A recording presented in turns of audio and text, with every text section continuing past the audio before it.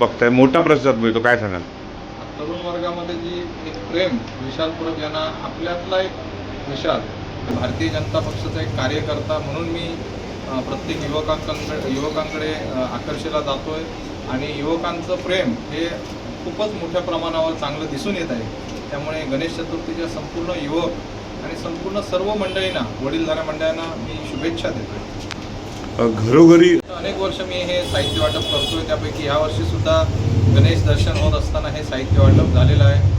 मला असं वाटतंय की गणपती बाप्पा नक्कीच आम्हाला लवकर पावतील.